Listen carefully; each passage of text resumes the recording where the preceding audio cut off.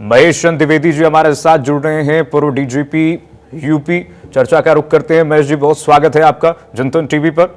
Advocate वाणी गोपाल हमारे साथ जुड़ रहे हैं, आपका भी बहुत स्वागत है। सुप्रीम कोर्ट के अधिवक्ता हैं। और एडवोकेट मनीष पाठक हमारे साथ जुड़ेंगे, सुप्रीम कोर्ट के अधिवक्ता, बहुत स्वागत उनका भी। चलिए महेश चंद्र द्विवेदी जी, सर आपके पास ही आऊंगा। सर सबसे पहले एक सवाल यह है कि जेल अपवाद होना चाहिए सर या नियम? क्या हम एक पुलिस स्टेट बनाना चाहते हैं या एक लोकतंत्र है, उसको लोकतंत्र की भूमिका में ही देखना चाहिए? तो सुप्रीम कोर्ट की नई गाइडलाइंस को सर कैसे देखते हैं आप? मेरी आवाज मिल रही है सर, मिल रही है। तो देखिए, ऐसा है कि ये कोई नया आदेश नहीं है। आज से करीब 50 साल पहले सुप्रीम कोर्ट ने ये ऑर्डर किया था कि 7 साल से जो कम की सजा वाले प्रकरण हो जो।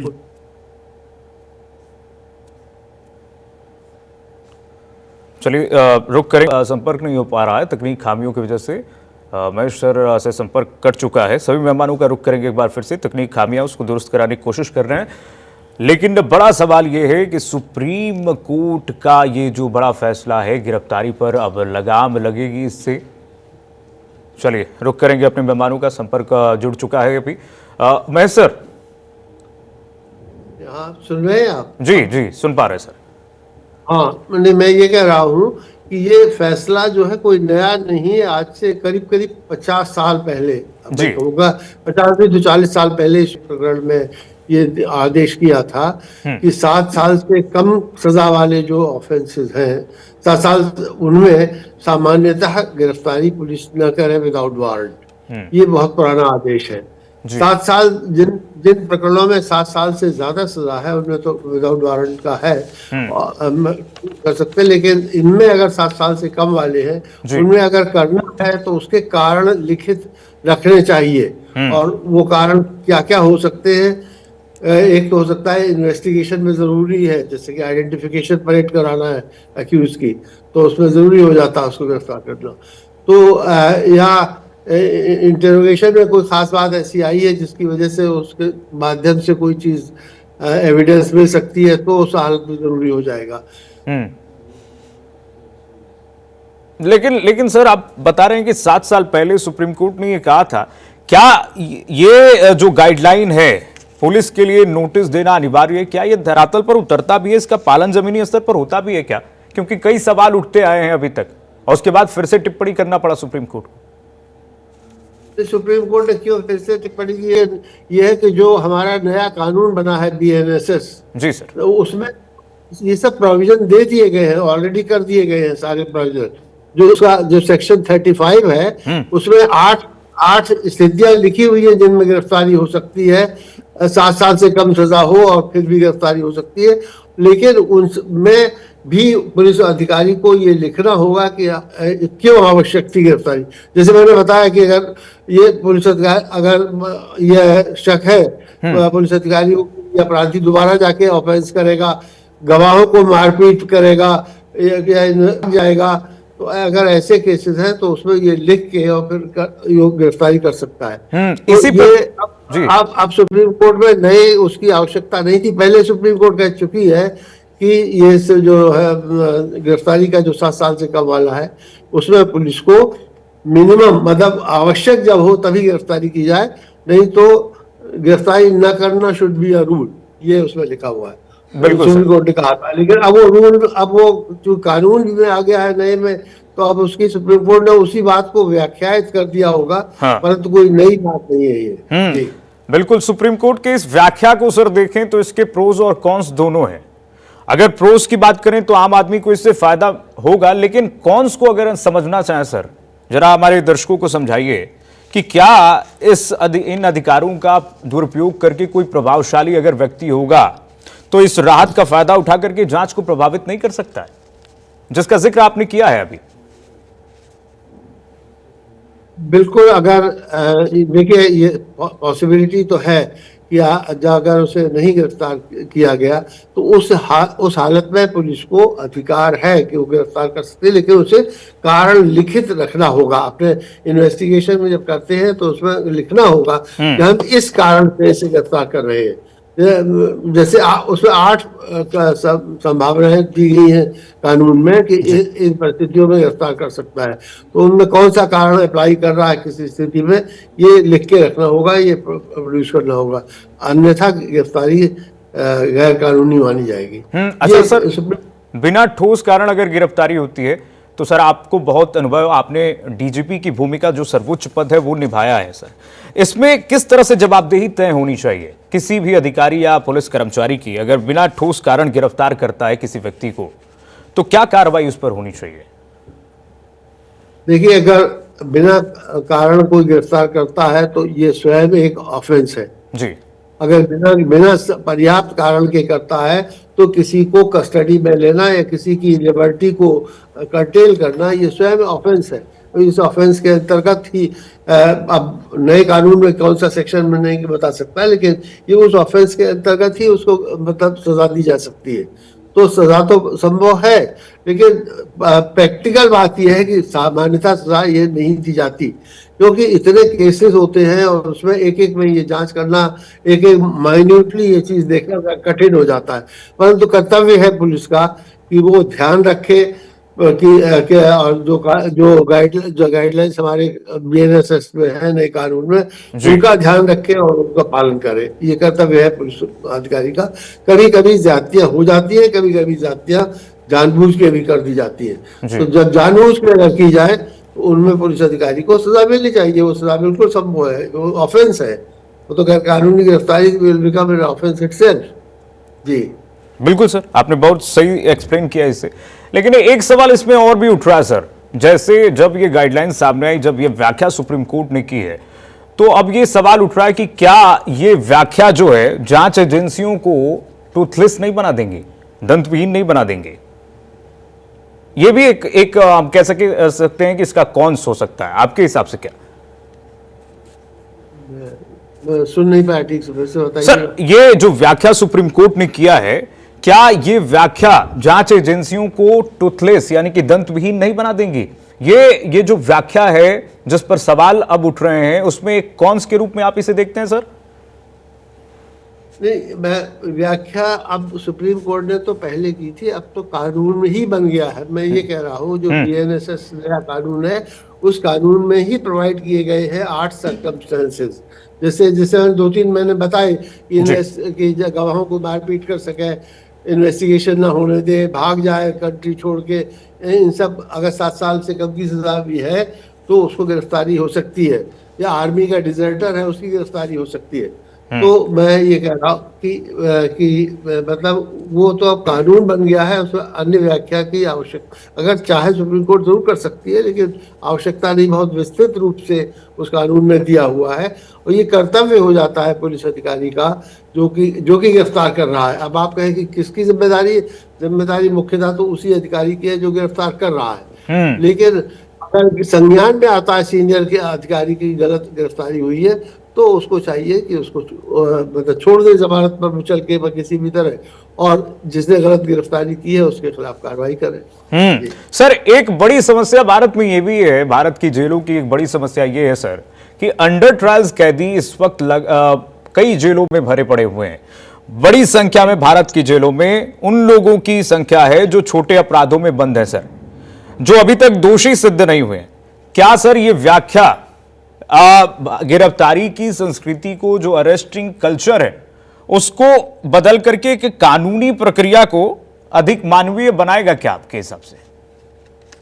देखिए, जो अगर ये 7 साल वाली अगर जो कानून है इसको अक्षरशः पुलिस माने तो कुछ प्रतिशत तो वैसे ही कम हो सकती है जो अंडर ट्रायल्स है उनकी, लेकिन अंडर ट्रायल्स के भरे होने के अन्य कारण भी बहुत से होते हैं। एक तो उनके पास रिसोर्सेज नहीं है, वो उनके पास कोई आदमी नहीं जो उनकी पैरवी करे, कोई वकील नहीं है, पैसा नहीं है, इन सब बातों से तो ये ज्यादा इसका देखने का काम फिर मजिस्ट्रेट का होता है। मजिस्ट्रेट को देखना चाहिए कि ऐसे प्रकरण हो तो वो मजिस्ट्रेट उसको मतलब जमानत करवा दे, छोड़ दे, क्योंकि एक बार जब वो जो जेल में चला जाता है फिर पुलिस कस्टडी में तो रहता नहीं, वो एक्चुअली जुडिशियल कस्टडी में आ जाता है। तो उसमें ये इनको चाहिए मजिस्ट्रेट को कि ध्यान रखें कि ऐसा तो नहीं बहुत छोटा सा ऑफेंस किया, आदमी 5 साल से पड़ा हुआ है वहां पर अंदर। तो ये रिव्यू होता रहना चाहिए मजिस्ट्रेट की लेवल से, और वो जेलर के थ्रू या जेल सुपरिटेंडेंट के थ्रू वो रिपोर्ट मंगा सकते हैं और देख सकते हैं। उसमें फिर पुलिस का हाथ नहीं रह जाता है जो अंडर ट्रायल जब एक बार जुडिशियल कस्टडी में चला जाता है। जी बिल्कुल ठीक कहा आपने सर, निश्चित रूप से। लेकिन सर एक महत्वपूर्ण प्रश्न का जवाब आपसे और लेना चाहेंगे कि सर अगर गिरफ्तारी एकमात्र समाधान है, सॉल्यूशन है पुलिस के पास, जांच एजेंसियों के पास, तो क्या हम ये सवाल नहीं उठा सकते हैं कि जांच एजेंसियों की काबिलियत जो है कुल मिलाकर के एक ही मुद्दे पर अटक जाती है कि आखिरी पहलू है कि भाई गिरफ्तार कर लो किसी व्यक्ति को, अरेस्ट कर लो, उसके बाद पूछताछ करो। देखिए सर, प्रैक्टिकल बात सत्य ये है कि अंग्रेजी जमाने से एक ऐसी प्रैक्टिस चली आ रही है कि कॉग्निजेबल ऑफेंस रजिस्टर हो गया तो गिरफ्तार कर लाओ, उससे पूछताछ करो, ये एक प्रैक्टिस चली आ रही थी। असल में इसी को रोकने के लिए ही सुप्रीम कोर्ट ने, जो मैं कह रहा हूँ कि करीब 40-50 वर्ष पहले ही ये उन्होंने गाइडलाइंस दी थी कि 7 साल से कम सजा वाले में गिरफ्तारी न की जाए। इस गलत प्रैक्टिस को रोकने के लिए ही ये बिल्कुल ये सही है कि पुलिस अधिकारी बहुत ज़्यादा उस पर ध्यान नहीं देते। कॉग्निजेबल ऑफेंस रजिस्टर्ड है तो उन्होंने बजाय ये कि पहले श्योर हो कि इसने ऑफेंस किया भी है कि नहीं किया है, गिरफ्तार करके उसको भेज देते हैं। उसको रोकने के लिए ही ये कानून नया बनाया गया है। और मतलब चाहे कर्तव्य पुलिस अधिकारियों का भी कि वो ध्यान रखें इस बात का कि गिरफ्तारी आवश्यक हो तभी करें, नहीं तो कस्टडी में ले सकते हैं। देखिए 2 बातें हैं, एक तो गिरफ्तारी बाकायदा जो पुलिस चाहे हाथ से या किसी तरह किसी आदमी को अपने कब्जे में ले, वो गिरफ्तारी हुई। और कस्टडी में अगर आदमी खुद भी चला जाता है, कहता है हम अपराध करके आए हैं, थाने आ जाता है, तो उसको कस्टडी में भी ले सकता है पुलिस अधिकारी। हमसे एक्सीडेंट हो गया, हम आ गए, तो जरूरी नहीं कि हमें पुलिस की गिरफ्तार किया जाए, बंदी बनाया जाए। वह सिर्फ कस्टडी में हमसे पूछताछ के लिए ले लिया, उसके बाद तो हमको छोड़ सकता है। तो ये कर्तव्य है पुलिस वालों का कि वो ज्यादा ध्यान रखें। और इसीलिए ये मेरा ख्याल है कि जो केस आप रेफर कर रहे हैं नया, उसमें सुप्रीम कोर्ट को आवश्यकता पड़ गई होगी। संभवतः हो सकता है कि पुलिस ने गलत ढंग से गिरफ्तारी की हो, जहाँ आवश्यकता हो वहाँ की हो। जी सर, चूंकि आपकी कनेक्टिविटी सर सही थी तो लगातार प्रश्न आपसे ही कर रहे थे, हमारे और भी मेहमान जुड़ गए हैं। सर आप बने रहिएगा हमारे साथ, बहुत अहम जानकारियां, क्योंकि आपने पूरे प्रदेश को संभाला है सर, आपको सब कुछ पता है कि कैसे पुलिस काम करती है, किस तरह से प्रक्रिया होती है गिरफ्तारी की भी। अगर आखिरी ऑप्शन है गिरफ्तारी तो उसमें पुलिस क्या पहलू को टटोलती है।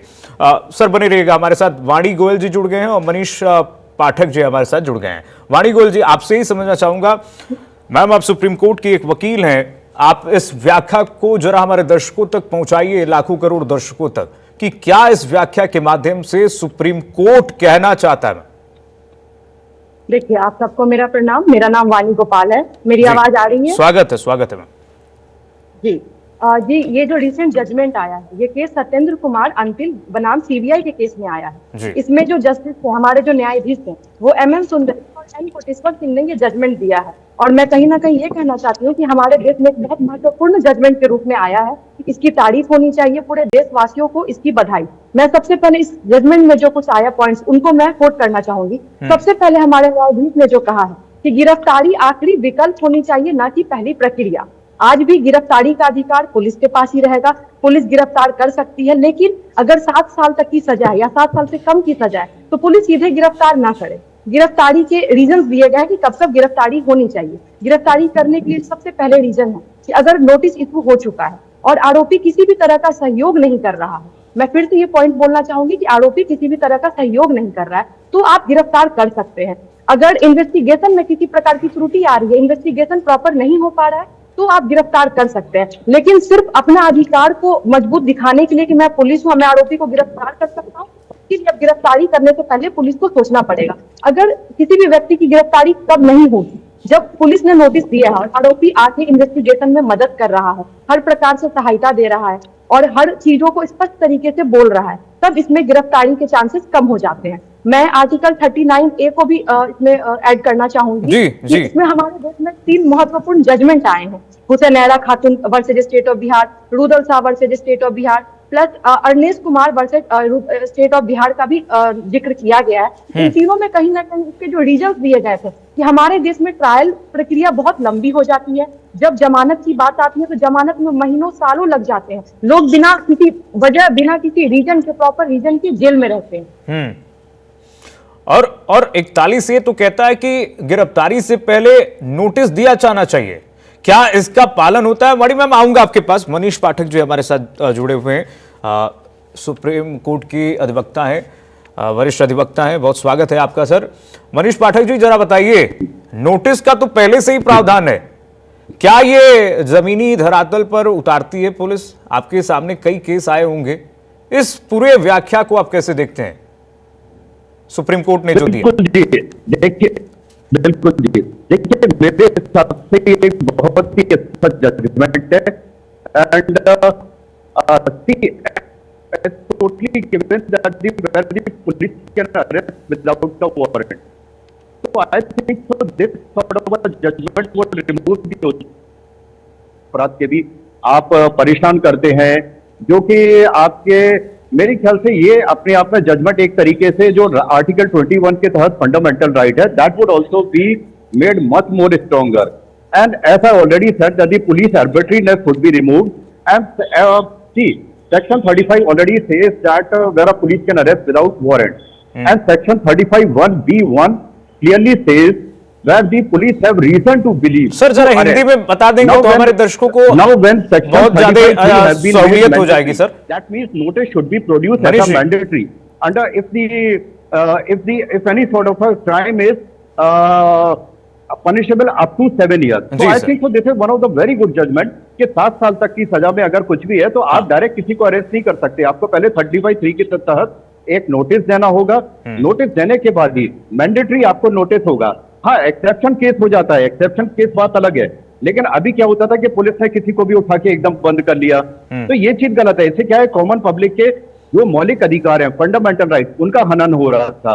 कम से कम इस जजमेंट के बाद उस हनन की एक रोक होगी और ये पब्लिक के लिए एक बहुत अच्छा जजमेंट है और प्लस इसमें ट्रांसपेरेंसी भी रहेगी। अगर आपको लगता है कि वाकई में किसी ने क्राइम किया है, कोई अरेस्ट करने लायक है, तो पहले आप उसे नोटिस भेजिए, एक अपीयरेंस के लिए बुलाइए, उससे पूछताछ कीजिए, जांच करिए, उसके बाद अगर आपको लगता है तब आप अरेस्ट करिए। लेकिन अगर 7 साल तक के अगर अंडर का क्राइम है और आप डायरेक्ट उसको घर से रात को किसी भी टाइम उठा लेते हैं, तो वो तो पुलिस की जबरदस्ती हुई। तो मेरे हिसाब से ये बहुत ही अच्छा जजमेंट है, जिससे पब्लिक को भी राहत मिलेगी और मेरे ख्याल से पुलिस की जांच में भी अपने आप में एक बहुत ही अच्छा सहयोग होगा, लोगों को राहत मिलेगी। ठीक है, खुद जानते हैं डीजीपी सर हमारे साथ जुड़े हुए हैं पूरी तरह। डीजीपी सर के पास चलेंगे, आऊंगा। मनीष पाठक जी, आ रहा हूं आपके पास।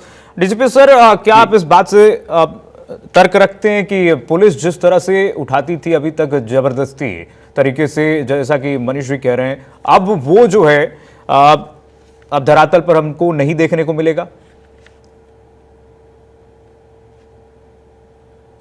सर थोड़ा ऑडियो ब्रेक हुई है। महेश सर के पास मैं आना चाहूंगा।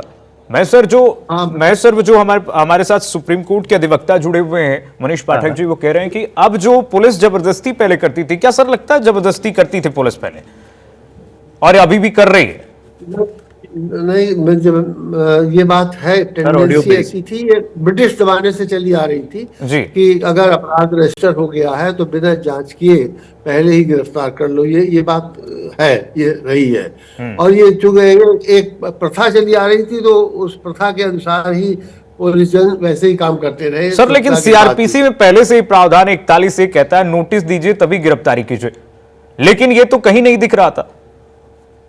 देखिए, नोटिस जो है वो अब प्राविधान है कि पहले उसे नोटिस दें और वो आए, मतलब नोटिस बेसिकली दिया जाएगा इसलिए कि वो आए और अपना बयान दे, अपनी सफाई या जो भी कहना वो करे।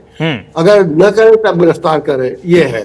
परंतु मैं जहां तक समझता हूं कि अगर मान लीजिए विवेचक को ये लगता है कि अगर हम नोटिस जब तक नोटिस देंगे ये करेगा तब तक ये दूसरा कत्ल कर देगा, एक कर चुका है, तो उसमें ये आवश्यक नहीं है। वो लिख देना मात्र कि हमें ये इस कारण से हम अरेस्ट कर रहे हैं इसको, तो वो उस हालत में भी कर सकता है। बट सामान्यता ये है कि सामान्यतः नोटिस का प्रोसीजर होने चाहिए और अरेस्ट तभी की जानी चाहिए जब उसकी आवश्यकता हो, और वो आवश्यकता लिखित में भी लाई जाए क्यों है, जिससे कि कोर्ट उसे एग्जामिन कर सके बाद में।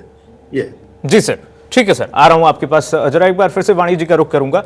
वाणी जी, जरा कानूनी पहलू समझाइए, कानूनी पक्ष समझाइए वाणी जी, कि जांच एजेंसियों को क्या जो सवाल उठ रहा है इसमें, कई लोग अब इसमें कानूनी पहलू पर ये सवाल उठा रहे हैं कि ये तो टूथलेस बना देगा, दंतविहीन बना देगा, जांच एजेंसियां कुछ कर ही नहीं पाएंगी, पुलिस कुछ कर ही नहीं पाएगी।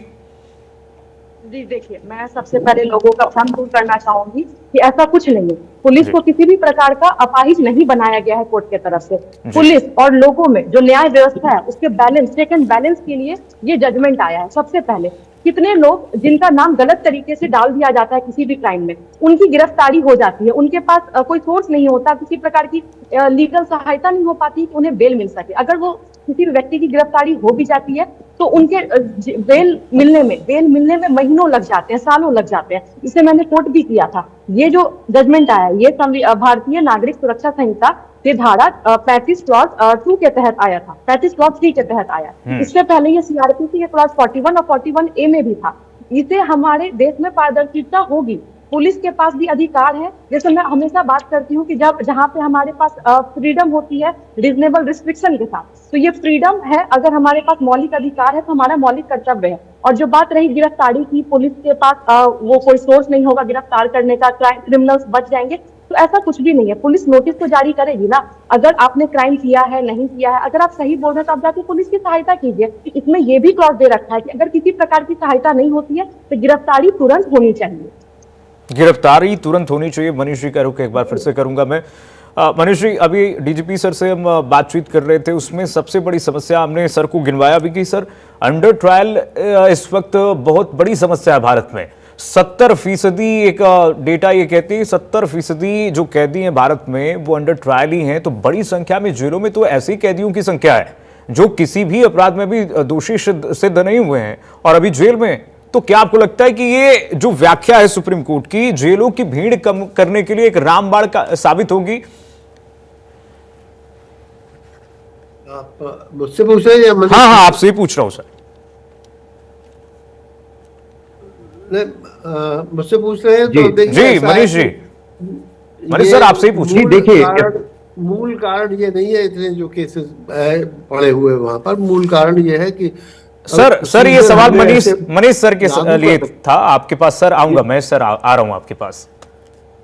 अच्छा, आप मनीष जी से पूछ रहे हैं? जी मनीष जी। मनीष सर, आवाज मिल पा रही है आपको?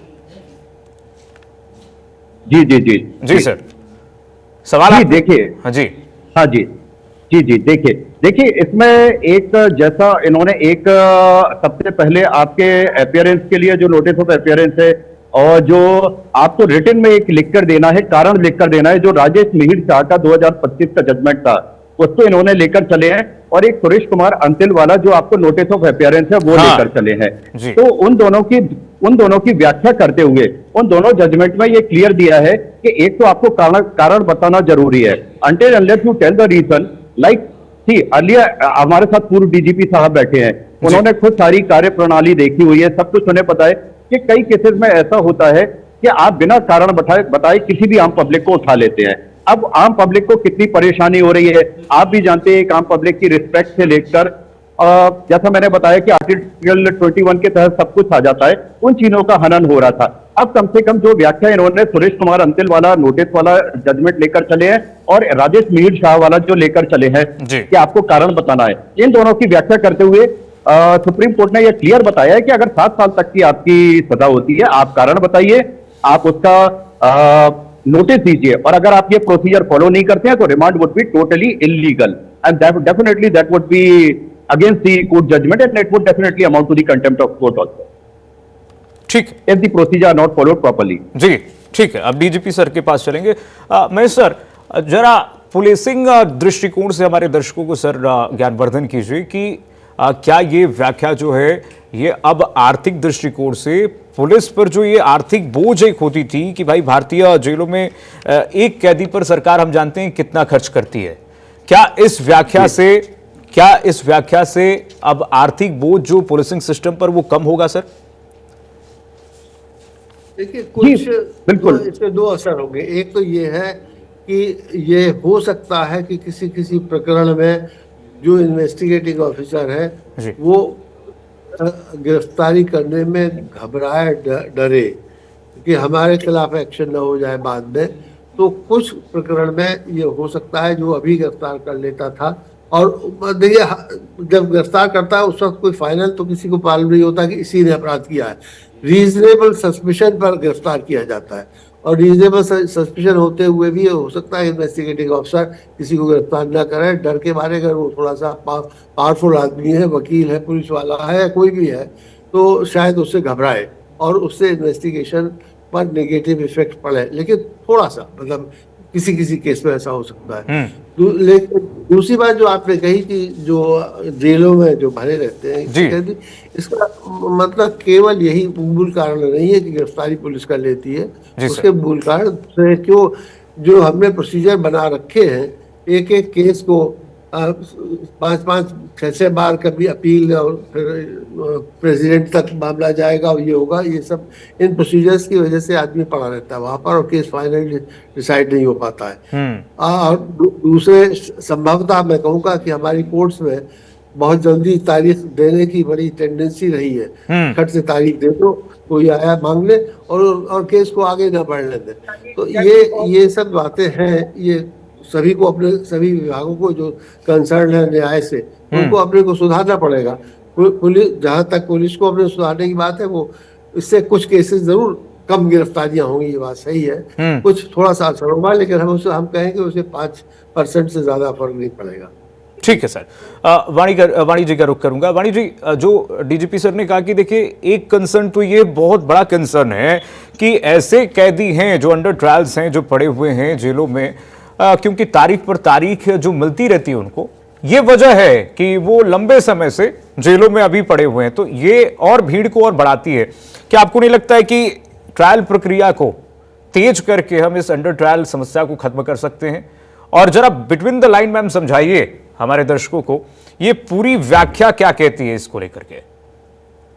देखिए, मैं इसमें स्पष्ट रूप से कहना चाहूंगी कि जो ट्रायल प्रक्रिया है, जो इतने सालों से जो अंडर ट्रायल कैदी हैं, जिनके बेल नहीं हो पा रही है या किसी भी रीजन से इन्वेस्टिगेशन पूरा नहीं हो पा रहा है, चार्जशीट कंप्लीट नहीं हो पाता है, तो इसका मैं एग्जांपल देना चाहूंगी कि लीगल एड हमारे संविधान में दे रखा है आर्टिकल 39A में, और इसी के लिए हमारा लोक अदालत भी था कि फास्ट ट्रैक कोर्टेड इसलिए एस्टैब्लिश किए गए, फास्ट ट्रैक कोर्ट बने, इसमें मामला speedy trial, right to speedy trial भी हमारा एक अधिकार है।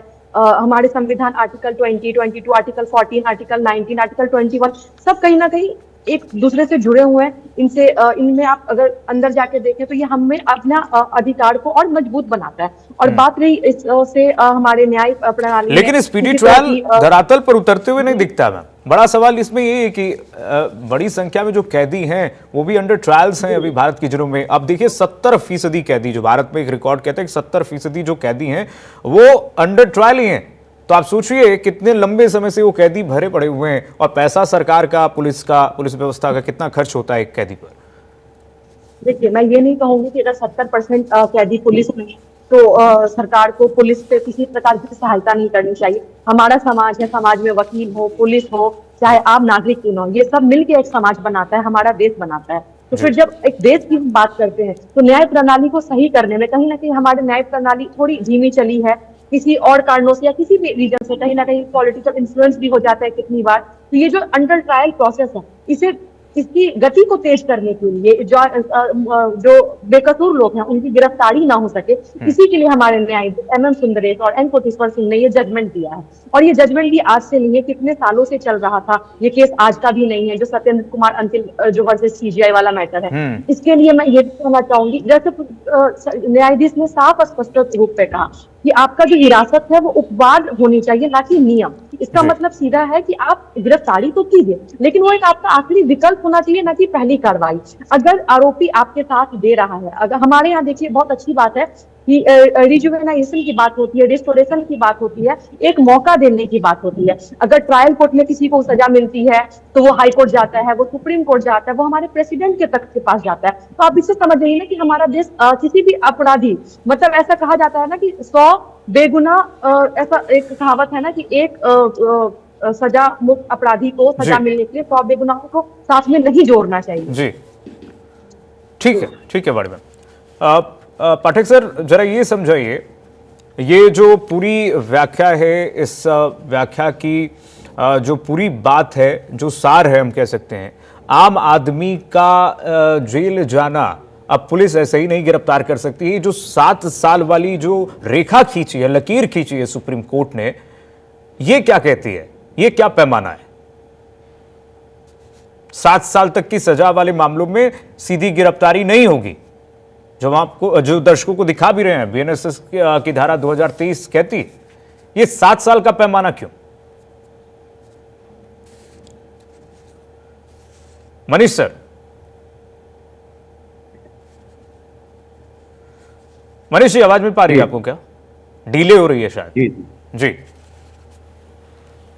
जी, जैसा कि मैंने अभी बताया आपको, जैसा कि मैंने कहा कि इस तरह का जजमेंट जो अपने आप में एक ऐतिहासिक है, जो डिवीजन बेंच का आया है, तो जो जैसे व्याख्या भी की और इसका सार भी यही आता है, जो क्रक्स आता है कि किसी भी तरह की जोर जबरदस्ती, किसी भी तरह की आर्बिट्रीनेस जो एक पुलिस की कहीं ना कहीं एक इमेज बन गई थी, या कई बार पब्लिक के दिमाग में, एक आम दिमाग में एक जो डर बन जाता है पुलिस के नाम से, कहीं ना कहीं अगर 7 साल तक का, जो कि नॉर्मली ज्यादातर क्राइम होते हैं, तो मुझे लगता है इस तरह का एक जजमेंट और इसका सार ये अपने आप में कहता है कि पब्लिक को एक राहत मिलेगी, और कहीं ना कहीं जो जोर जबरदस्ती है या किसी भी तरह की मन मर्जी है, किसी भी फायदे को लेकर या किसी भी पर्सनल ग्रजेस को लेकर जो इसका फायदा उठाया जाता था 7 साल तक की सजा वाले प्रावधान का, कि किसी भी समय उठा लेना, किसी भी समय थाने में डाल देना, बंद कर देना, उस सब में जब आपकी एक जवाबदेही होगी, एक पुलिस की, पुलिस आंसरेबल होगी, सारे सुप्रीम कोर्ट जैसे सर्वोच्च न्यायालय का जजमेंट आया है, तो उसका उल्लंघन करने में भी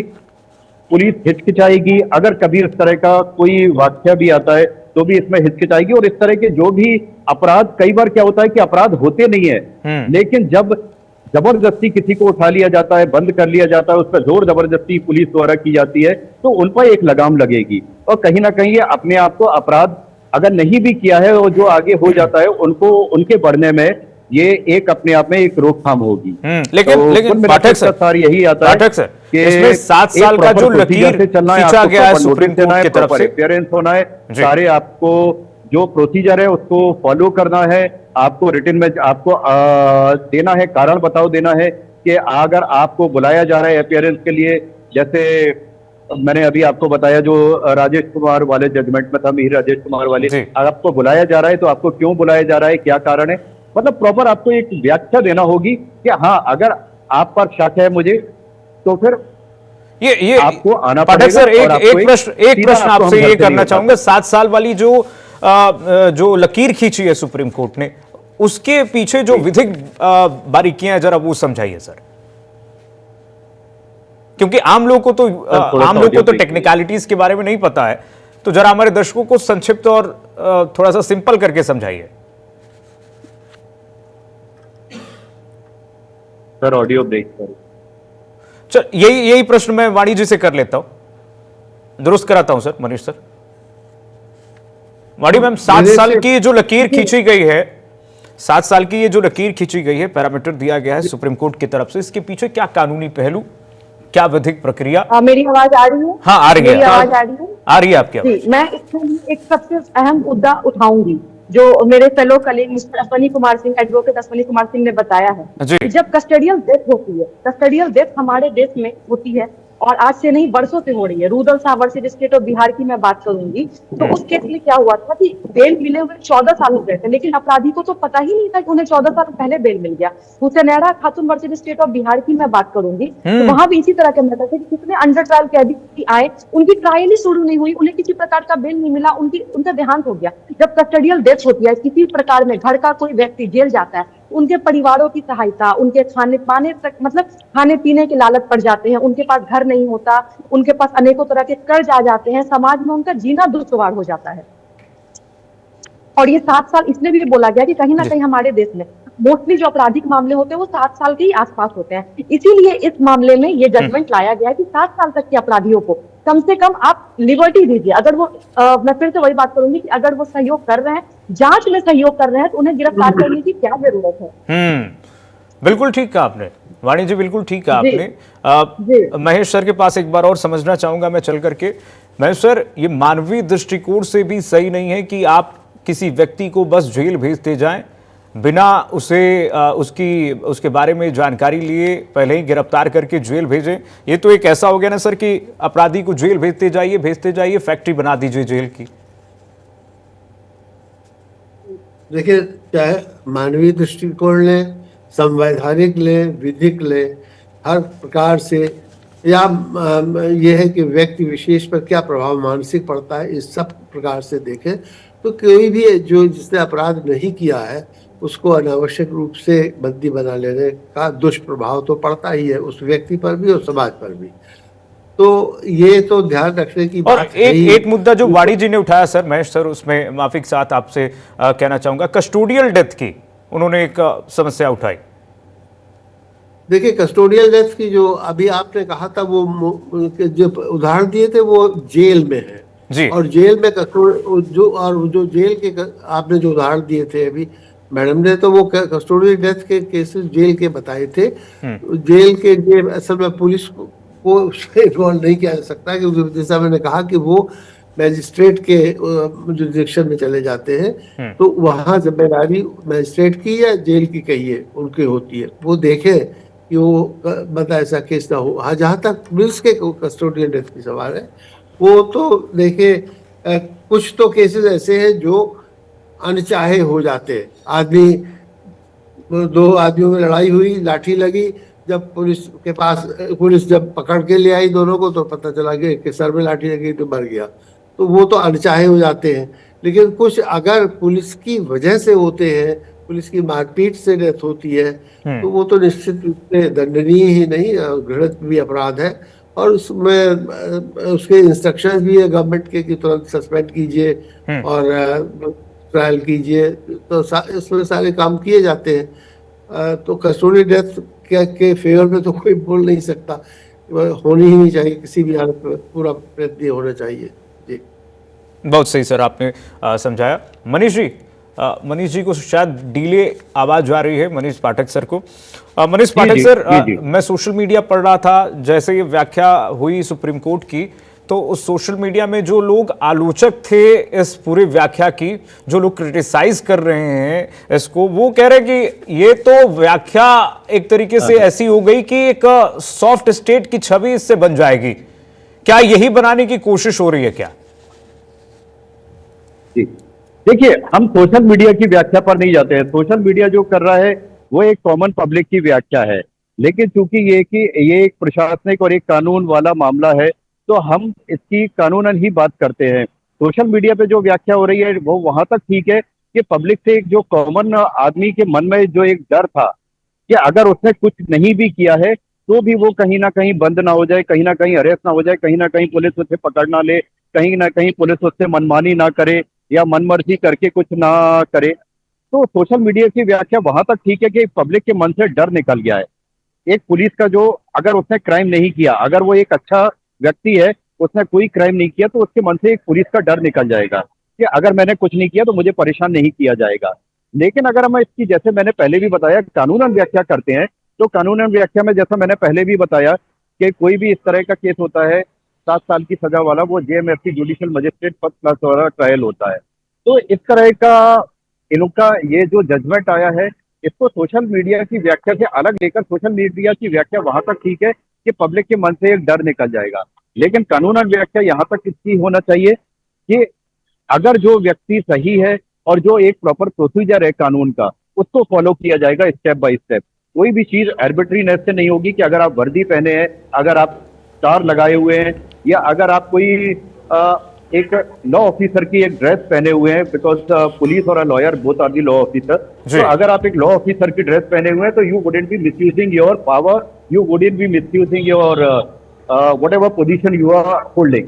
So definitely leaving apart from the social media, I think so even in the terms of law, one of the finest judgment, one of the great judgment that would definitely help improve the mindset of the people also, and definitely would reduce the crime also, and even the police would also be moving at the right direction. अभी क्या होता है, police भी इधर उधर भटक जाती है, सिर्फ अपना अगर उन्होंने एफआईआर दर्ज की है या एफआईआर दर्ज करने जा रही है कि सिर्फ जांच पड़ताल में, लेकिन अब पुलिस भी एक राइट डायरेक्शन में जाएगी, जो वाकई में कल्प्रिट है उसकी तरफ जाया जाएगा, ना कि इधर उधर डेविएट हुआ जाएगा। अच्छा, एक सवाल और सामने आ रहा है इसमें, मनीष सर आपसे ही जानना चाहूंगा मैं, जो लोग पूछ रहे हैं कि क्या ये सिर्फ जो आदेश है सुप्रीम कोर्ट का, क्या ये सिर्फ आम आदमी तक सीमित रहेगा या फिर वीवीआईपी के मामले में भी लागू होगा? क्योंकि हाल ही में हमने झारखंड के मुख्यमंत्री देखा किस तरह से अरेस्ट हुए, दिल्ली के मुख्यमंत्री की अरेस्टिंग हुई।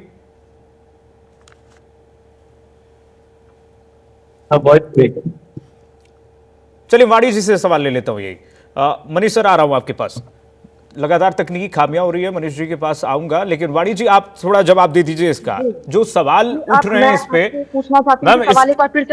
हाँ, सवाल ये है कि क्या ये आदेश सुप्रीम कोर्ट का, वाणी मैम, की ये सिर्फ आम आदमी पर लागू होगा या फिर वीवीआईपी पर भी? अभी दिल्ली के मुख्यमंत्री अरेस्ट हुए, झारखंड के मुख्यमंत्री अरेस्ट हुए, हमने देखा वो भी पहलू है। देखिए, इसका जवाब मैं बहुत अच्छे से देना चाहूंगी। हमारे देश में जो सबके लिए बराबर, यहाँ कोई वीआईपी या कोई आम नागरिक या वीवीआईपी, जब इस देश में एक मुख्यमंत्री गिरफ्तार हो सकता है, सिर्फ बिहार का एग्जांपल ले लीजिए। बिहार में लालू यादव रेल मिनिस्टर रह चुके हैं, वो मुख्यमंत्री रह चुके हैं, कोई किसी भी तरह का कोई चारा घोटाला हुआ है, कुछ भी हुआ, उन्हें हिरासत में लिया गया कि नहीं, उन्हें गिरफ्तार किया गया कि नहीं। इसी प्रकार दिल्ली के सीएम हो, झारखंड के सीएम हो, देखिए हमारा न्याय मजबूत है। अगर किसी के पार्ट में कमी है, नेग्लिजेंस आता है, तो वो पुलिस इन्वेस्टिगेशन में आती है।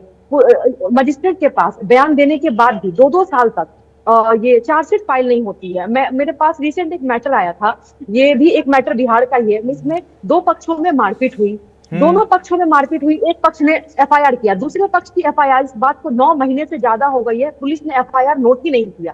कहीं ना कहीं ये पुलिस की नाकामी है, जो अपने पार्ट में काम नहीं कर रहे हैं। अगर उनकी तरफ से इन्वेस्टिगेशन प्रॉपर हो, बहुत अच्छे से, मैं एक सुप्रीम कोर्ट में एक मैटर भी चल रहा है, मैं उसका नाम नहीं लूंगी, लेकिन उसमें भी हमारे जज ने कहा कि अगर इन्वेस्टिगेशन प्रॉपर हुई, उन्होंने तारीफ की, इन्वेस्टिगेशन प्रॉपर हुई, ट्रायल फेयर हुई, तो मैटर आज यहाँ तक पहुंचा कि इतनी जल्दी जजमेंट देने के कगार पे आ गई है। तो अगर वो अपना पार्ट काम खुद से करेंगे, अच्छे से करेंगे, फेयर, इक्विटी, जस्टिस, ट्रायल पे पूरा फोकस रहेंगे, उन्हें को जो सिखाया गया उस पर अगर काम करेंगे, तो फिर किसी प्रकार की देरी या विलंबता नहीं होगी।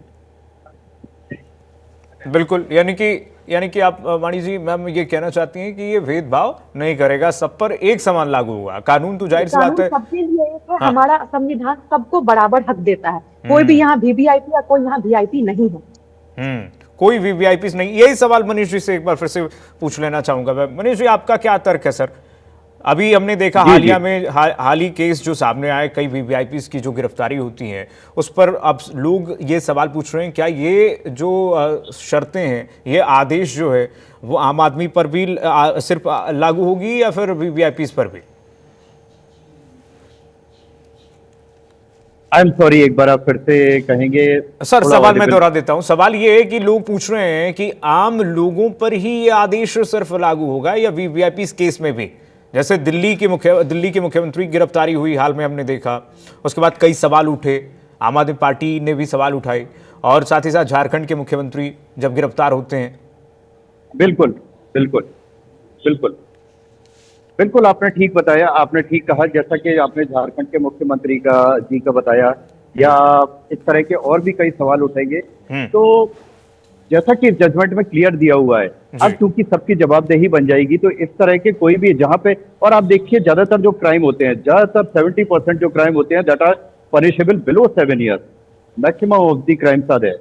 तो इस तरह के जजमेंट के बाद जब, क्योंकि एक they are answerable, now the authorities are also answerable, तो जब वो भी एक आंसरेबल रहेंगे, उनको भी जवाबदेही बनेगी। तो जैसे अभी आपने झारखंड के मुख्यमंत्री जी का बताया, इस तरह का कोई भी इस तरह का क्राइम होगा जहां 7 साल से नीचे की सजा होगी, उसमें बाकायदा पहले आपको नोटिस ऑफ अपीयरेंस दिया जाएगा, आपको बाकायदा कारण बताया जाएगा और आपसे पूछा जाएगा। जब आपका शक, जो कहते हैं, जैसा मैंने बताया कि बीएनएस की 31(1)(b)(1 क्लियर कहता है, when the police have reason to believe for arrest, तो जब 31B(1) फुलफिल होगा तभी तो पुलिस उसके बाद आपको अरेस्ट करेगी। नहीं तो अगर आपने कारण बता दिया, आपने उनका सारा सही जवाब दे दिया और पुलिस अगर सेटिस्फाई हो गई या कोई उस तरह का कहीं भी डाउट नहीं बचता है कि जहां पर अरेस्ट की जाए, जब 7 ईयर्स बिलो अगर पनिशेबल क्राइम है तो डेफिनेटली पुलिस कहां से अरेस्ट करेगी, चाहे वो फिर कोई मुख्यमंत्री हो या कोई आम नागरिक हो। तो हर तरह की परेशानी से बचा जाएगा और आपको एक पूरा एक्सप्लेनेशन का मौका दिया जा रहा है कि आपको पूरा जिस तरह का आपके जो भी चार्जेस लगाए जा रहे हैं या जो भी डाउट हो रहा है अगर किसी भी अथॉरिटी को, तो definitely they are giving you chance to answer. You have to put up your answer in the proper way कि आप अगर आपने वाकई में कुछ नहीं किया है तो डेफिनेटली अथॉरिटीज ना आपको हरास करेंगी ना परेशान करेंगी। तो ये पब्लिक के लिए भी ठीक है, अथॉरिटीज के लिए भी ठीक है। और इस तरह के जो किसी को भी, जैसा अभी आपने झारखंड के मुख्यमंत्री जी का बताया या कॉमन पब्लिक का भी है, तो किसी को भी इस तरीके से परेशान नहीं किया जाएगा 7 ईयर से बिलो वाले क्राइम में। ठीक है सर, महेश सर के पास एक बार फिर से चलूंगा। सर, इस पूरे सिस्टम को, इस पूरी प्रक्रिया को चेक एंड बैलेंस कौन करेगा?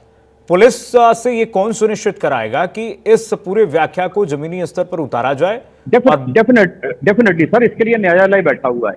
आज अगर अथॉरिटीज फिर भी इस जजमेंट को अगर कहीं ना कहीं उल्लंघन करेंगी या किसी भी वे में दूसरे रूप में डेविएट करके उल्लंघन करेंगी, हाँ, या डेफिनेटली आप जानते हैं कि न्यायालय बैठा हुआ है, न्यायालय के ऊपर उच्च न्यायालय है, सर्वोच्च न्यायालय है, तो ऊपर की जब ऑनरेबल कोर्ट बैठा हुआ है तो डेफिनेटली इसका कहीं भी मेरी ख्याल से दुरुपयोग नहीं होगा।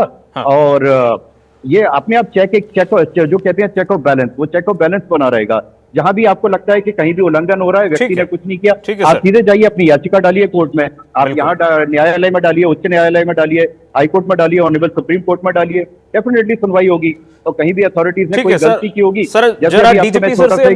बता रहा हूँ, अभी बीच में जो सागरपुर वाला इंसिडेंट हुआ, आपको पता है वहां पे अथॉरिटीज की गलती थी, आप देख लीजिए। कल ही डिसीजन आ गया कि भाई किस तो सस्पेंड किया गया, क्या किया गया अथॉरिटीज को। ठीक है, कहीं भी अगर आप पुलिस अथॉरिटी, भले ही आप पुलिस अथॉरिटी हैं, लेकिन अगर आप कहीं भी गलती करेंगे, you are answerable to the court. बिल्कुल आंसरेबल है। और थोड़ा महेश सर के पास चल लेते हैं। सर, जरा पुलिसिंग बारीकी समझाइए इसमें। जो सवाल मेरा था कि चेक एंड बैलेंस कौन सुनिश्चित करेगा इसमें, और ये कैसे सुनिश्चित होगा कि पुलिस जो है इस व्याख्या को जमीनी धरातल पर उतार करके और इसका पालन करेगी? महेश सर जी देखिए, जैसा मैंने आपको अभी चेक ऑफ बैलेंस का बताया, अब ये है कि मनीष सर रोकना चाहूंगा, महेश सर से ये सवाल मैंने किया, महेश सर से, मैं डीजीपी सर से सवाल किया मैंने। हाँ जी, मैं कह रहा हूँ देखिए, जैसा चेक ऑफ बैलेंस की अभी बात हो रही है कि ये कानून बन गया है, तो कानून जब बन गया है तो उसको पालन करना और कराना स्वयं पुलिस अधिकारियों का कर्तव्य है जी। और जो पुलिस अधिकारी हैं वो स्वयं देखेंगे। दूसरा ये है कि सुप्रीम कोर्ट ने एम्फेसाइज करके दोबारा भी, जैसे जजमेंट में कहा, पहले भी मैं बता चुका हूँ कि पहले भी सुप्रीम कोर्ट कह चुकी है 7 साल वाला प्रिंसिपल। तो जब सुप्रीम कोर्ट ने कहा, तो अगर उसका पालन नहीं होता है तो जो दूसरी कोर्ट से जब वो प्रकरण जाता है तो उसकी कॉग्निजेंस लेके उस पर कार्रवाई के लिए रिकमेंडेशन दे सकती हैं पुलिस अधिकारियों को। तो इसका पालन तो सबसे पहले पुलिस अधिकारियों को करना पड़ेगा। दूसरा ये है कि शासन की मंशा हो, और शासन क्या चाहता है उस पर भी बहुत कुछ निर्भर करता है। शासन में जो गृह मंत्री है, मुख्यमंत्री है, वो क्या चाहते हैं, वो पालन कराना चाहते हैं कि नहीं कराना चाहते, इस पर भी फर्क पड़ जाता है। तो लेकिन आपके प्रश्न का सबसे सिंपल बात यह है कि पहला कर्तव्य पुलिस अधिकारियों का होगा कि वो इसका पालन कराएं, और दूसरा न्यायालय जो है वो सजा के लिए कुछ के लिए बाद में लिख सकता है, रिकमेंडेशन दे सकता है पुलिस को। ठीक है सर, बहुत सही तरीके से सर आपने समझाया। पुलिस अधिकारियों की जिम्मेदारी होगी कि इसको कम से कम धरातल पर उतारे और सुप्रीम कोर्ट की एक एक व्याख्या को अक्षरशः पालन करवाएं। डीजीपी सर आपका, वाणी जी आपका, और मनीष पाठक जी आपका बहुत शुक्रिया, बहुत धन्यवाद। आप लोगों ने अपनी सर राय रखी और इस बहुत अहम मुद्दे पर आपने हमारे दर्शकों को ज्ञानवर्धन किया। बहुत शुक्रिया आप सभी का।